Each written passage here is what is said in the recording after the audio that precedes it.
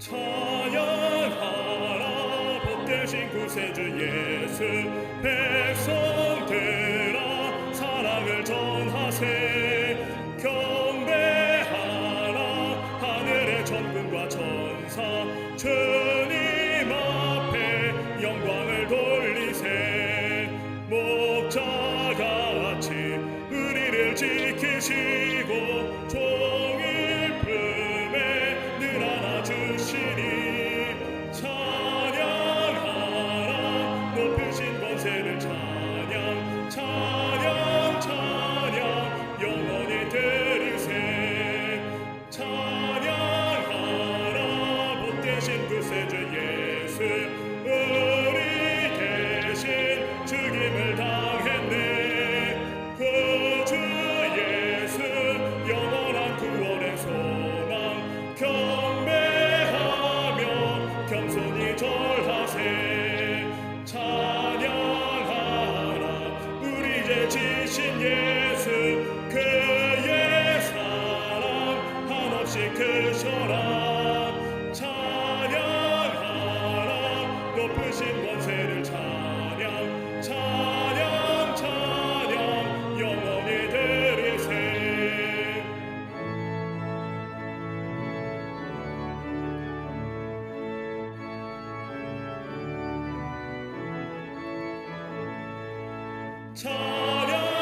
찬양하라 복되신 구세주 예수.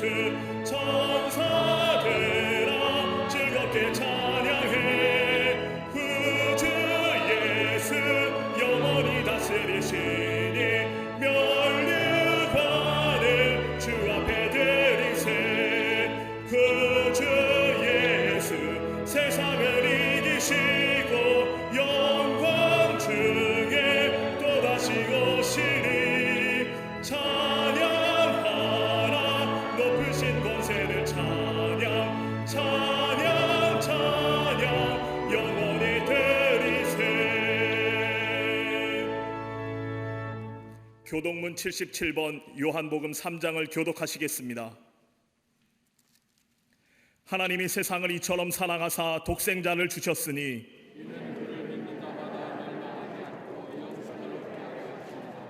하나님이 그 아들을 세상에 보내신 것은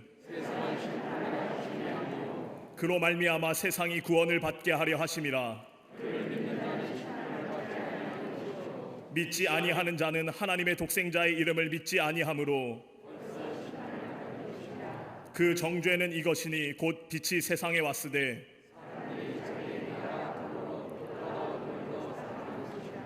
악을 행하는 자마다 빛을 미워하여 빛으로 오지 아니하나니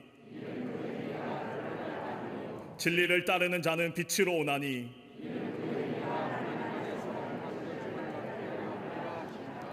아멘.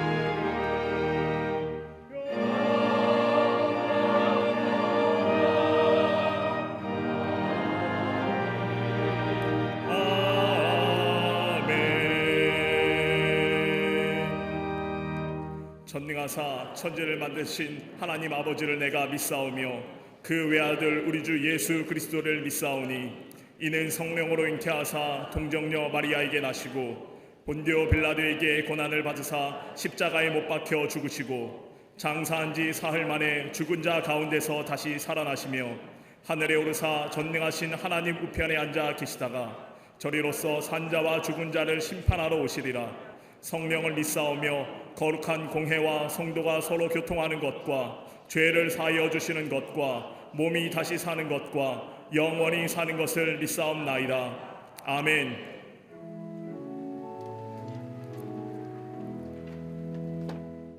은혜 아니면 단 하루도 살아갈 수 없는 연약한 인생을 지켜주시고 우리의 걸음을 인도하여 주시사 주의 전에 와서 하나님의 임재를 경험케 하심에 감사를 드립니다. 사람이 할 수 있는 일 중 가장 존귀하며 영광스러운 행위가 하나님께 예배하는 것인 줄로 믿사오니 주의 전을 사모하여 나온 이들, 또 가정에서 예배에 동참한 이들, 신령과 진정으로 드리는 우리 예배를 기쁘게 받아주시고 충만한 은혜를 내리워 주시옵소서. 우리 죄를 대속하기 위하여 십자가의 길을 피하지 않고 걸어가신 예수님, 예루살렘으로 입성하신 것을 기억하는 종려 주일을 보냅니다. 호산나 다윗의 자손이여 우리를 구원하여 주시옵소서. 우리가 외치지 않으면 돌들이 외칠 것이라 하셨사오니 하나님께 예배하고 찬양할 수 있는 특권을 빼앗기지 않는 광림의 권석들 되게 하여 주시옵소서. 코로나19 사태로 인하여 우리의 죄된 모습을 돌아보게 하심에 감사를 드립니다. 죄를 향하여 빠르게 달려갔던 우리의 발걸음을 돌려주시고 몸에 좋은 것이라면 무엇이든 먹으려 했던 우리의 식탐과 탐욕을 용서하여 주시옵소서. 욕심으로 쌓아올렸던 모든 바벨탑을 한순간에 입김으로 흩어버리시는 하나님, 겸손히 엎드려 주님의 자비를 구하오니 이 땅을 고치시고 회복시켜 주시옵소서. 세계 열방에 불어닥친 코로나의 공포로부터 우리를 지켜주실 줄로 믿습니다. 더 이상 확산되지 않도록 막아주시고 특별히 전 세계에 흩어져 있는 우리 가족들을 보호하여 주시옵소서. 주재원으로, 사업으로, 유학으로, 또 여러 이유로 고국을 떠난 이들이 많이 있습니다. 불안과 염려 가운데 있는 그들을 주의 지팡이와 막대기로 지켜 보호하여 주시옵소서. 이 나라와 민족을 사랑하시는 하나님, 정치와 경제, 사회와 교육 모든 분야가 하루속히 정상화될 수 있도록 인도하여 주시고 보이지 않는 곳에서 방역에 최선을 다하는 의료진들과 봉사자들의 수고에 힘을 더하여 주시옵소서. 4.15 총선에 하나님을 경외하며 진정 국민들을 섬길 수 있는 진실하고 정직한 일꾼들 세워주시고 국민들에게는 분별의 지혜를 주시사 국가의 안보와 자유민주주의를 위협하는 모든 세력은 이 땅에서 소멸되게 하여 주시옵소서. 경제적으로 큰 어려움 당하는 이들이 있습니다. 앞길이 막막한 이들에게 새로운 창조의 빛을 허락하여 주시사 막혔던 모든 담이 무너지게 하여 주시옵소서. 이 나라의 모든 교회들이 다시금 예배가 회복되게 하시며 다음 주 부활절에는 온 교회에 부활의 주님을 높이는 찬양의 함성이 울려 퍼지게 하여 주시옵소서. 광림재단을 사랑하시사 위기의 때에 쓰임받는 재단, 한국교회의 최후의 보루로 삼아주심에 감사를 드립니다. 기도의 불, 예배의 불이 꺼지지 않는 재단 되게 하시고 음부의 권세가 감히 넘보지 못하는 교회, 반석 위에 세워진 교회 되게 하여 주시옵소서. 국내의 모든 선교지를 주님 기억하여 주시고 농어촌 미자립 교회와 해외의 많은 선교지에 도움의 손길이 끊이지 않도록 하나님께서 친히 역사하여 주시옵소서. 교회 학교의 모든 자녀들 학업에 공백이 없도록 하늘의 지혜를 내려주시고 가정마다 신앙의 유산이 전해지는 이 시기가 되게 하여 주시옵소서. 교회의 모든 기관과 부서, 속회와 선교회가 서로를 향한 중보기도가 끊이지 않도록 인도하여 주시옵소서. 일찍이 광림재단을 위하여 세워주신 감독님, 날마다 영과 육의 강건함으로 더하여 주시고 나라를 위하여, 교회를 위하여 밤낮으로 기도하시는 감독님의 기도를 들으시고 축복의 역사를 허락하여 주시옵소서. 이 재단을 이끌어 가시는 담임 목사님, 그 어깨에 짊어진 십자가의 무게를 감당할 수 있도록 힘을 더하여 주시고 날마다 성령의 능력으로 채워 주시옵소서. 오늘도 귀한 말씀 선포하실 때에 죽었던 우리 영혼이 다시 살아나는 생명의 말씀 되게 하여 주시옵소서. 이 어려움을 극복하기 위하여 기도와 말씀에 집중하고 있는 주의 백성들을 기억하여 주시기 원합니다. 사순절 갈보리 기도회로 새벽을 깨우며 정오 중보 기도회로 모이고 성경 필사에 동참하며 경건 훈련에 힘쓰고 있사오니 오직 기도, 오직 말씀으로 넉넉히 승리하는 광림의 모든 권속들 되게 하여 주시옵소서. 오늘도 아름다운 소리로 주님의 이름을 높이는 갈릴리 성가대와 오케스트라의 찬양을 기쁘게 받아주시고 정성을 다하여 제단을 장식한 손길에 충만한 은혜를 내려 주시옵소서. 이른 아침부터 예배를 위해 또 성도들의 안전과 건강을 위해 수고하고 애쓰는 모든 손길들 하나님 기억하시고 복을 내려 주시옵소서. 이 시간 함께 예배드리는 남교회와 서교회, 북교회, 국내의 모든 선교지, 또 영상으로 예배에 참석한 모든 이들에게도 동일한 은혜와 축복을 내려 주시옵소서. 우리를 위하여 십자가를 지신 예수 그리스도의 이름으로 기도하옵나이다. 아멘. 하늘에 계신 아버지, 이름 거룩하사 주님 나라 임하시고 뜻이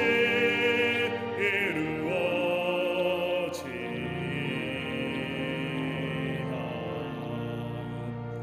일용할 양식 주시고 우리들의 큰 죄 다 용서하옵시고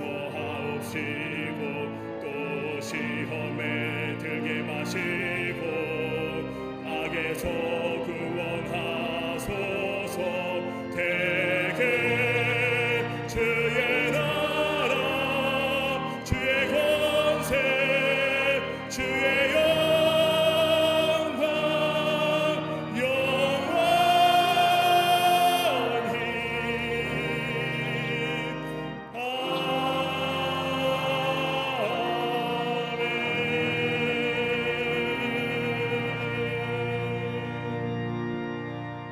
제6시로부터 온 땅에 어둠이 임하여 제9시까지 계속되더니 제9시쯤에 예수께서 크게 소리질러 이르시되 엘리 엘리 라마 사막다니 하시니 이는 곧 하나님이 나의 하나님 어찌하여 나를 버리셨나이까 하는 뜻이라. 거기 섰던 자 중 어떤 이들이 듣고 이르되 이 사람이 엘리야를 부른다 하고 그 중에 한 사람이 곧 달려가서 해면을 가져다가 신 포도주에 적시어 갈 때에 깨어 마시게 하거늘 그 남은 사람들이 이르되 가만두라 엘리야가 와서 그를 구원하나 보자 하더라. 예수께서 다시 크게 소리질러 지르시고 영원히 떠나시니라. 아멘.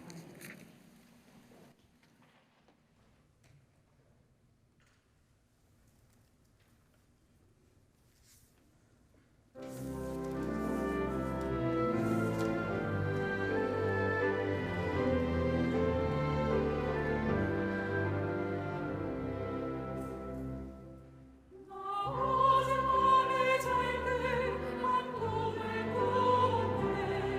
그 옛날 예루살렘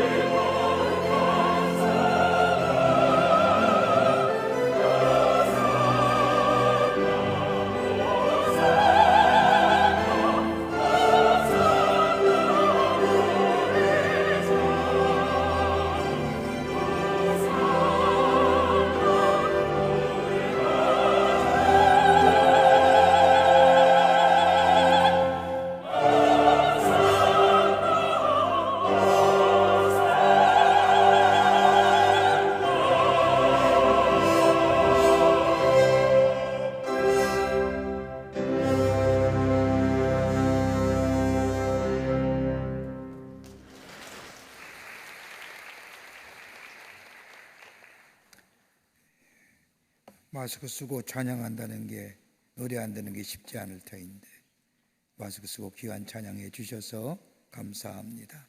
또 우리 오케스트라 감사드립니다. 고맙습니다.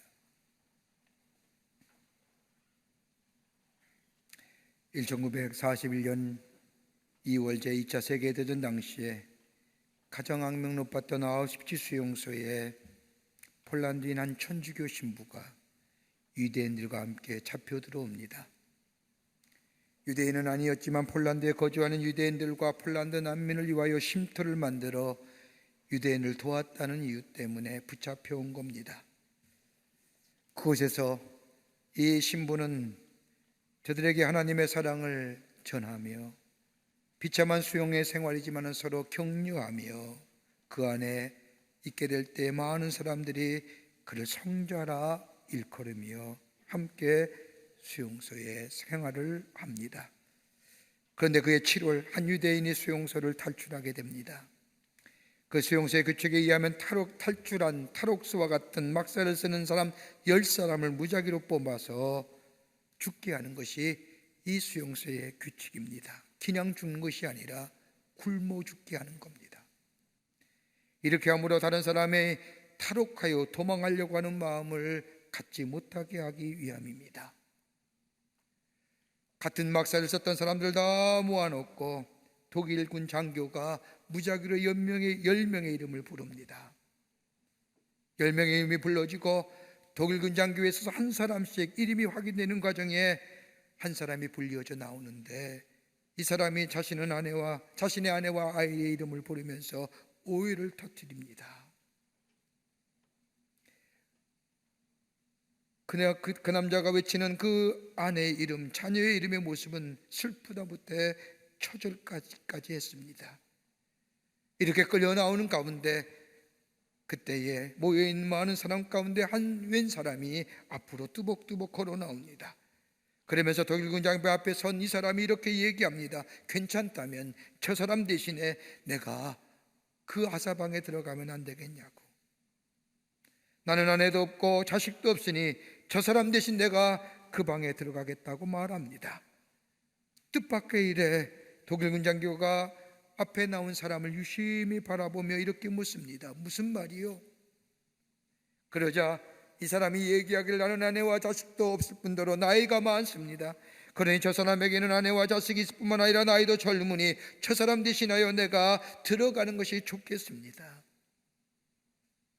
독일군 장교가 묻습니다. 당신 무엇하는 사람이요? 저는 폴란드 신부입니다. 이 말을 들은 독일군 장교가 잠시 생각을 하다가 그렇게 하라고 말합니다. 이 사람은 다름 아닌 프란체스코 수도에 속한 폴란드인 신부 콜베 신부였습니다. 이 신사람은 다른 10명의 사람과 함께 일명 굶어 죽는 아서방으로 갑니다. 자신에게는 아내와 남편이 자식이 있다고 울부짖으며 오해했던 사람은 다름이 아니라 가조브니체크라고 하는 사람인데, 아사방으로 들어가는 것은 면했지만 자신을 대신하여 콜베 신부가 아사방으로 들어가는 모습을 보면서 몹시 괴로워 안타까워합니다. 그리고 얼마가 지난 뒤 그 방에서 굶어 죽는 사람이 한 사람씩 나오기 시작을 합니다. 그 방은 그 방에 들어간 모든 사람이 죽기 전에는 나올 수 없는 방인데, 마지막까지 콜베 신부가 죽지 않자 독일군이 가니 콜베 신부에게 독극물인 페놀을 주사함으로 죽게 만듭니다. 그리고 그가 죽음으로 그 방이 열려지게 됐습니다. 그날이 8월 14일입니다. 자신을 대신하여 아사방으로 들어가며 살아나는 이 가조브니체크는 이 전쟁이 끝날 때까지 살아있을 뿐만 아니라 전쟁이 끝난 후에 집으로 돌아가 그토록 보고 싶었던 아내와 자녀들을 만나고 삽니다. 그리고는 매년 8월 14일이 되면 자신을 대신하여 죽은 이 콜베 신부를 추모하기 위해서 생각하고 싶지도 않았던, 가보고 싶지도 않던, 그렇게 보고 싶지 않았던 그 아우슈비츠 수용소를 방문하여 꽃한송이를 헌화합니다. 이 가조브니체크는 1995년까지 살았는데, 그때까지 매년 8월 14일이면 죽을 때까지 저 아우슈비츠 수용소를 찾아가 자신을 대신하여 죽은 콜베 신부를 위하여 헌화했다고 합니다. 오늘 우리는 교회적으로 예수님께서 예루살렘 성으로 입성하신 종료주일과 더불어 돌아온 한 주간을 고난주간으로 보내게 됩니다. 사순절은 나를 위하여 십자가를 지시고 죽음의 길로 향하신 예수님의 걸음걸음을 묵상하며 예수님의 마지막 40일의 생애를 생각하며 보내는 경건한 시간이요, 이 시간은 귀하고도 역사적인 시간일 뿐만 아니라 우리의 미래를 바꾼, 그러기에 결코 그냥 보낼 수 없는 시간입니다. 많은 사람들이 기독교를 정의할 때 여러 가지로 많은 이야기로 정의하지만 여러분, 우리 기독교를 얘기할 때 십자가를 제외하고는 기독교를 설명할 길이 없습니다. 그러기에 십자가는 기독교의 상징이요, 더 나아가 기독교의 복음입니다. 그러기에 말씀의 신학자인 칼 발트는 십자가를 바라볼 때마다 저 십자가에는 두 가지 의미가 있다고 얘기합니다. 하나는 저 십자가를 볼 때마다 내가 죄인임을 깨닫게 한다는 겁니다. 아니, 내 죄가 얼마나 무거운지를 알게 한다는 겁니다. 십자가의 값을 치르지 않고는 내 죄가 사해지지 않기에, 그렇게 큰 죄이기에 우리 예수님이 나를 대신하여 십자가에 죽으셨다는 것, 그렇게 십자가를 볼 때마다 내가 얼마나 큰 죄인인가를 깨닫게 한다는 겁니다. 또 하나 또 간다면 저 십자가는 하나님의 사랑이 증거된다는 겁니다. 저 십자가 안에 내 생의 가치가 있습니다. 예수님이 십자가의 죽음을 통하여 엄청난 값을 지불하셔서 구원할 만한 나라는 존재, 그토록 나라는 가치 있는 존재요, 소중한 존재요, 하나님의 사랑이 나에게 나타난 바 된 존재라고 하는 것을 십자가를 통해서 깨닫게 된다는 겁니다. 종교개혁을 겪었던 마틴 루터는 십자가를 정의할 때 십자가야말로 하나님의 진노와 하나님의 사랑이 함께 담겨져 있는 계시라고 이야기합니다. 우리의 죄를 위하여 우리를 구원하시기 위해서 어린 나귀를 타고 저 예루살렘에 입성하시는 우리 예수님, 그리고 이번 한 주간 그 고통과 그 수치와 모욕을 당하며 십자가에 달려 돌아가신 예수님, 그 십자가가 무엇일까요? 십자가 안에 담겨지는 기쁜 소식이, 복음이 무엇일까요? 오늘 종료주일을 지나고 고난주간을 지나면서 다시 한번 이 십자가의 놀라운 은혜가 우리 가운데 있기를 간절히 소망하면서 몇 가지로 함께 말씀을 나누며 은혜 받기를 원합니다. 첫째는 십자가 안에는 하나님의 사랑이 담겨져 있다는 겁니다. 하나님 우리를 얼마나 사랑하는지를 알려고 하면 하나님과 예수님의 관계를 살펴보면 합니다. 우리 예수님이 십자가에 6시간 달려있는 동안에 7마디를 하셨습니다. 첫 번째는 세 번의 말씀은 인간에 관한 말씀이었습니다. 십자가에 달린 강도에게 말씀하셨고, 자신의 어머니 마리아를 제자들에게 부탁한다고 말씀하셨고, 그리고 자신을 십자가에 못 박힌 무리를 향하여 목마르다라고 말씀하셨습니다. 또 다른 세 번은 하나님을 향한 말씀이었습니다. 자신을 못 박은 사람들 향하여 하나님 용서해 주십시오, 자신의 영혼을 하나님께 부탁합니다라는 얘기와, 그리고 나의 하나님 어찌하여 나를 버리셨습니까? 라고 세 마디 하셨습니다.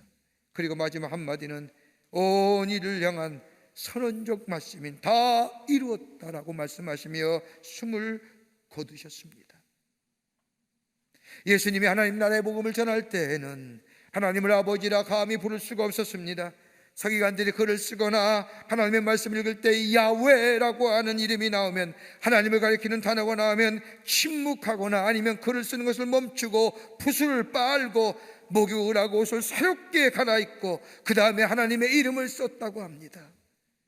근데 우리 예수님은 하나님의 이름 쉽게 부르셨던 분입니다. 기도하실 때도 하나님 아버지, 아버지라 부르실 뿐만 아니라 제자들에게 기도에 관하여 말씀하실 때도 너희는 하나님을 아버지라 부르며 가르쳐 주신 분이 우리 예수님이십니다. 예수님의 말씀 가운데 산상수훈의 말씀을 보면 아버지라는 이름이 무려 7번씩이나 나옵니다. 이렇게 사용하시는 아버지라는 이름이 점점점 십자가에 가까워질수록 그 아버지라 이름을 부르는 빈도수가 많아짐을 봅니다.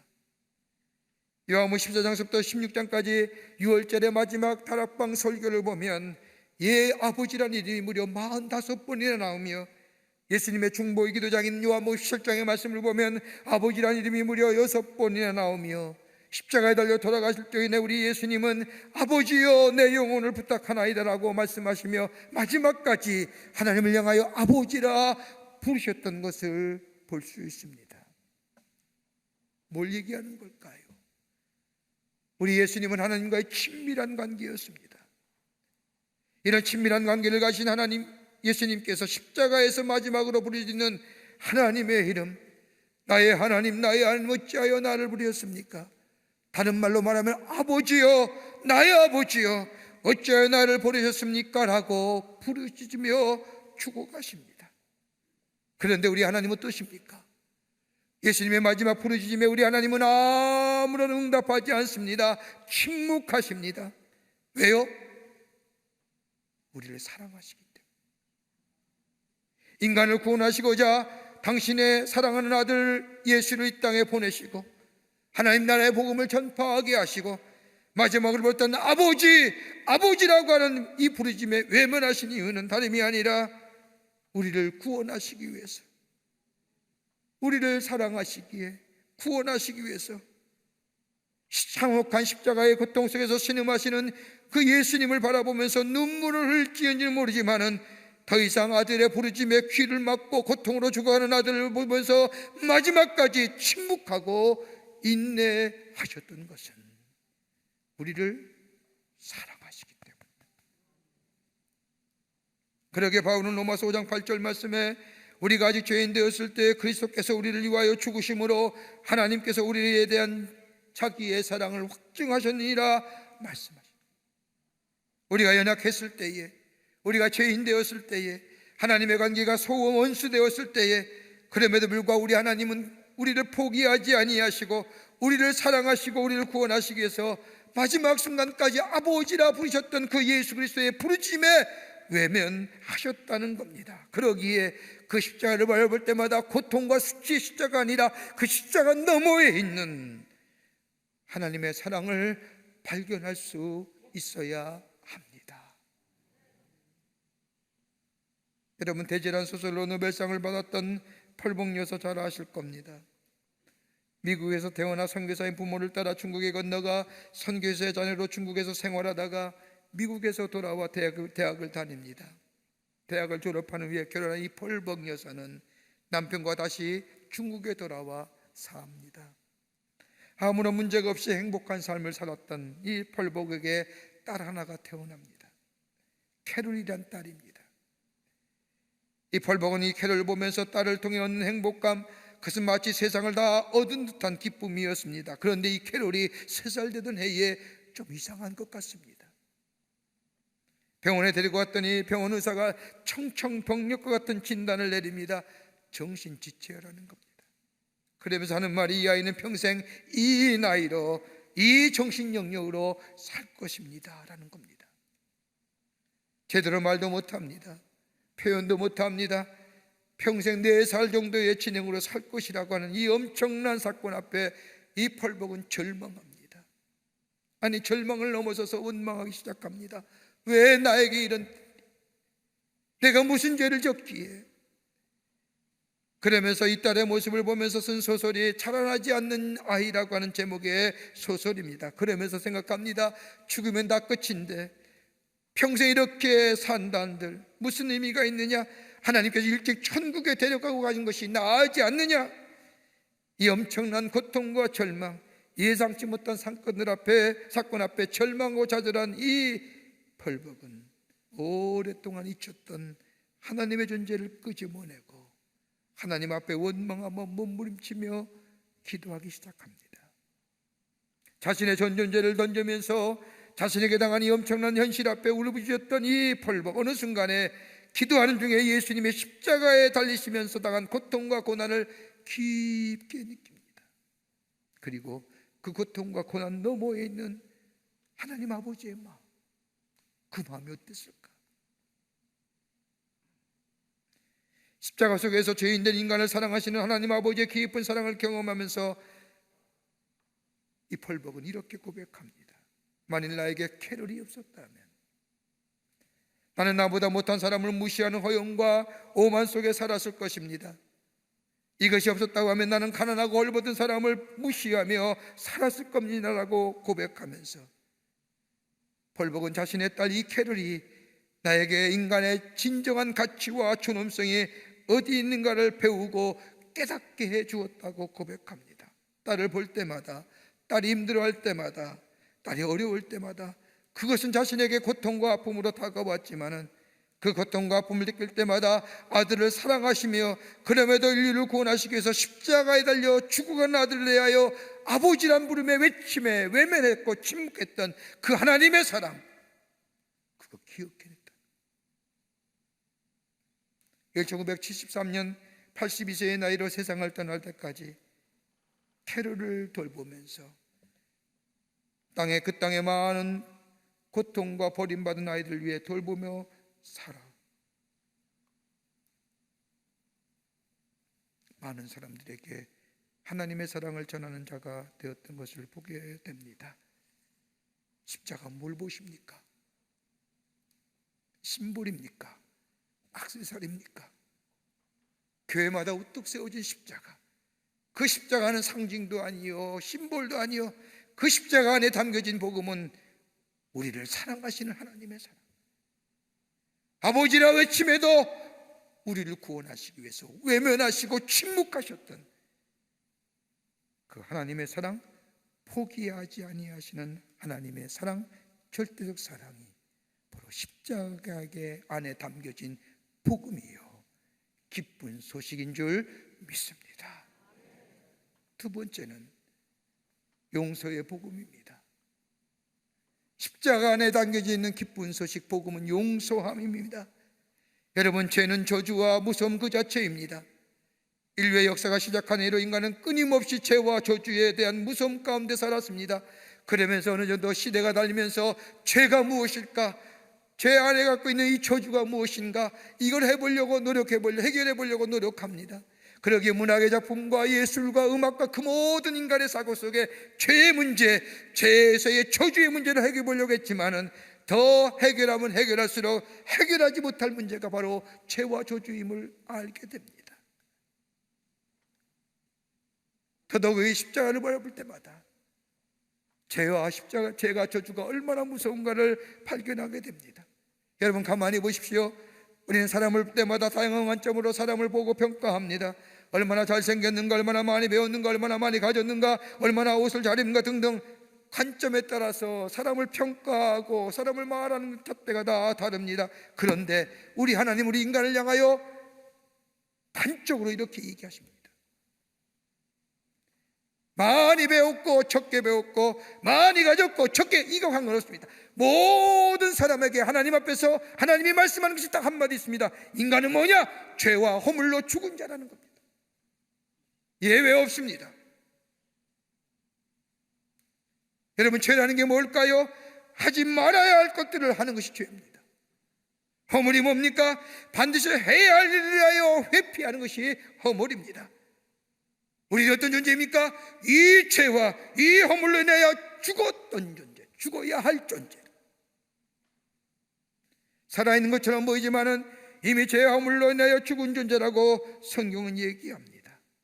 그런데 여러분, 이 죄와 이 저주의 모습이 극경하게 바로 우리에게 나타나는 것이 뭐냐? 예수 그리스도의 십자가의 죽음. 예수 그리스도의 십자가의 죽음을 바라보면서 우리의 죄가 얼마나 무섭고 얼마나 비극적인가를 발견합니다. 여러분, 죄에 가만 보십시오. 죄라는 것은 하나님과의 단절을 가져옵니다. 여러분, 죄의 대가가 얼마나 무서운가 성경은 끊임없이 말합니다. 관계성의 단절을 가져오지 않습니까? 하나님과의 관계가 끊어집니다.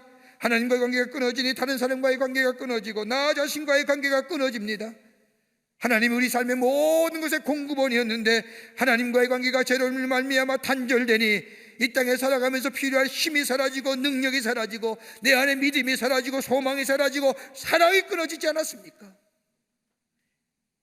믿음이 사라진 우리 안에 불신이 찾아오고 사랑은 있는 것 같은데 그 사랑이 변질되어 이기적이고 탐욕적인 사랑으로 전락해버리지 않았습니까? 하나님 주시는 소망이 사라지니 우리 안에 아무런 소망 없이 그저 하루하루 살아가는 존재가 됩니다. 하나님으로부터 공급받은 것이 다 사라지니 갈증과 갈급함이 우리 안에 생겨납니다. 이걸 채우기 위해서 얼마나 노력합니까?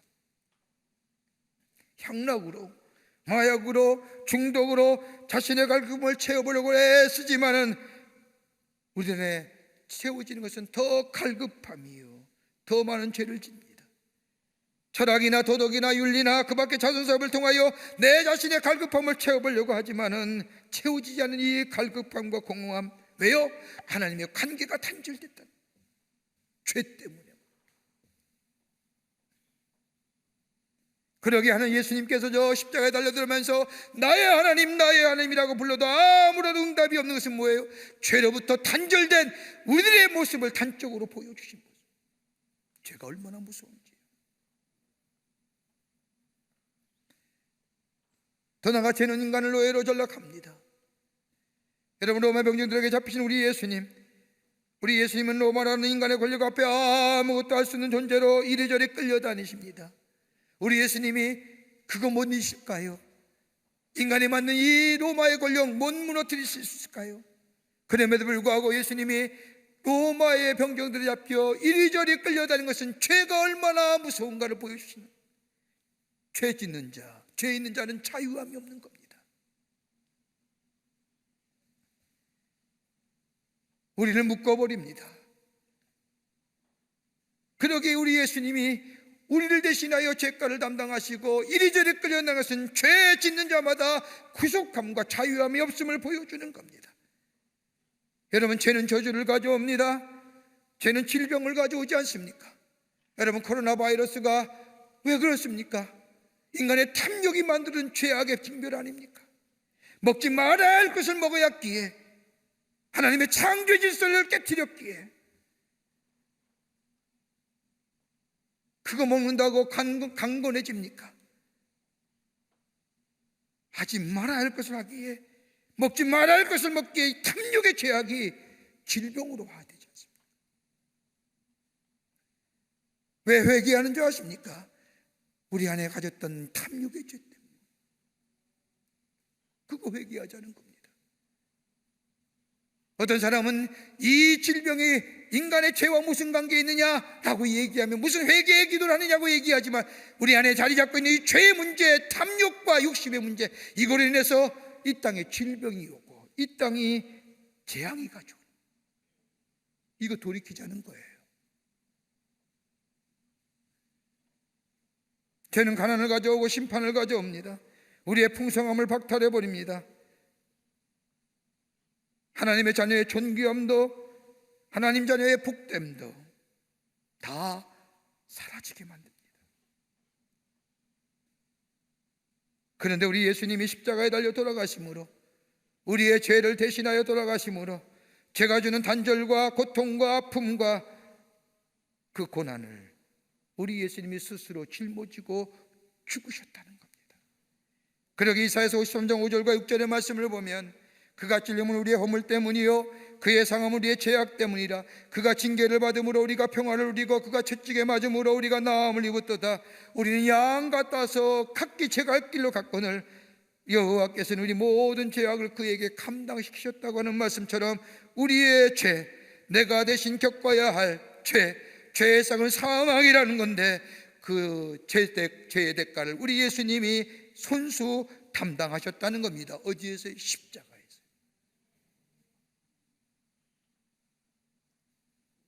그러기에 십자가는 나의 죄를 대신하여 대가를 치르신 우리 예수님, 그러므로 나를 용서하시고 나를 새롭게 하시는 복음 중의 복음이 그 십자가 안에 담겨져 있습니다. 그렇게 십자가를 밟을 때마다 그 하나님의 사랑이 얼마나 큰지요, 용서하심의 은혜가 얼마나 귀한지, 십자가를 바라볼 때마다 그 복음을 믿고 받는 자, 복된 하나님의 백성의 삶으로 살아가게 될 줄 믿습니다. 끝으로 십자가 안에는 화목의 복음이 담겨져 있습니다. 십자가를 통하여 죄가 사해질 뿐만 아니라 용서받을 뿐만 아니라 하나님의 자비와 긍휼이 길로 나아갈 수 있었던 것이 열려졌다는 겁니다. 우리가 말씀은 안 읽었지만 마태복음 27장 51절과 52절의 말씀을 보면 이에 성소 위장이 위로부터 아래까지 찢어져 둘이 되고 땅이 진동하여 바위가 터지고 무덤이 열리며 자던 성도의 몸이 많이 일어나되라고 하는 말씀. 십자가는 십자가로 끝나는 것이 아니라 부활로 이어진다는 겁니다. 사망의 끝이 아니라 새로운 생명으로 나아간다는 겁니다. 여러분, 구약 성서의 말씀을 보면 성막에는 하나님 앞에 제사드린 성막에는 지성소와 성소가 있었습니다. 그 안엔 지성소와 성소를 가르는 큰 휘장이 있었는데 지성소는 1년에 한 번만 대제사장이 들어가 하나님 앞에 제사드리는 예배드리는 장소가 지성소입니다. 그런데 죄에 대하여 정결하지 않으면 그 자리에 들어갈 수도 없고 들어간다 할지라도 죽습니다. 그래서 성경의 말씀을 보면 대제사장이 지성소에 들어갈 때에는 제사장의 옷에 당문을 닫습니다. 그래서 제사를 드리면서 이리저리 움직일 때에 우리 제사장이 정결하여 하나님 앞에 제사를 드리는구나 알 수 있습니다. 또 제사장이 지성소에 들어갈 때는 옷에다가 끈을 닫습니다. 옷에 줄을 달고 들어갑니다. 행여나 바울 소리가 들지 않을 때에는 저 지성소 안에 있는 제사장이 죽은 것으로 알고 제사장의 시신을 끌어내려고 지성소에 들어갈 수 없기에 옷에 달려있는 끈을 통하여 제사장의 시신을 밖으로 꺼내옵니다. 지성소는 정결하고 깨끗한 자만이 들어갈 수 있는 장소가 지성소입니다. 그런데 우리 예수님이 십자가에 죽으실 때에 성경 말씀을 보면 하나님의 귀한 성소의 휘장이 찢어지면서 대제사장만이 들어갈 수 있는 장소, 그 지성소가 누구에게나, 하나님을 믿는 자에게나 나아가는 길이 열렸다는 겁니다. 예수님께서 십자가에 흘리신 보혈의 피로 정결이 된 자, 깨끗한 자, 다음 대에 하나님의 보좌에 나아가 하나님을 아바 아버지라 부리며 하나님 앞에 기도하며 예배드릴 수 있는 존재로 변화되었다는 겁니다. 저주에서 화목의 존재로, 심판에서 하나님의 자녀의 존재로 화목케 하는 역사.